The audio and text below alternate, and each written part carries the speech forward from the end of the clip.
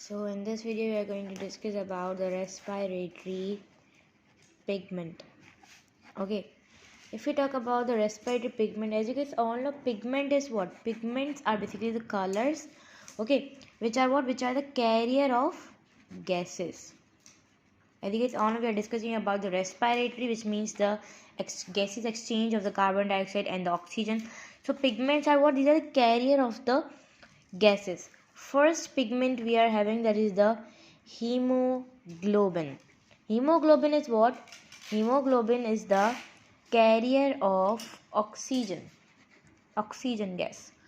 Okay, this is present in what? This is present in the higher living organism, which are human beings, or you can see the quadrates, or we are having the frog. Okay, this is a iron containing particle. Okay, iron containing particle. Different organisms are having the different pigments. For example, you can take the example of the second pigment. If we talk about, that is the hemoerythrin. This is also an iron containing particle. Okay, a pigment. This is in the annelids, which means like this is a phylum which is having the worms, marine worms. Okay, this is present in that. For the respiration of that, the pigment is there in that. Second, we are having the hemocyanin pigment for the respiration of the mollusca, is basically what? A phylum, okay, in which snail are there, okay, and some arthropods are also there, like insects and these things. This contain the copper particle.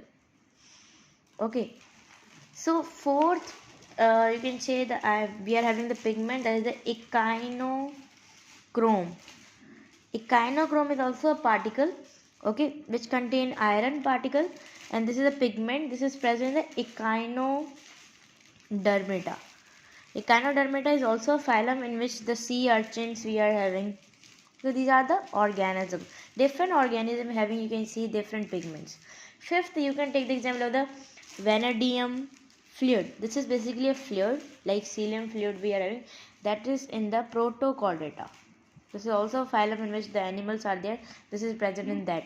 So you can say these are the different type of, you can say, pigments. Here I have told you guys the common one.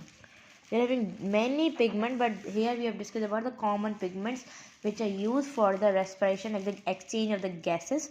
Okay, and in the next video we are going to discuss about the respiratory organ. Like different animals is having the different organs. Like we are having the lungs, fishes is having the gills. So they all are what? They all are having the different pigments with the different organ. So in the next video we are going to discuss about the different organs, okay, which are evolved in what? Which are evolved in the respiration.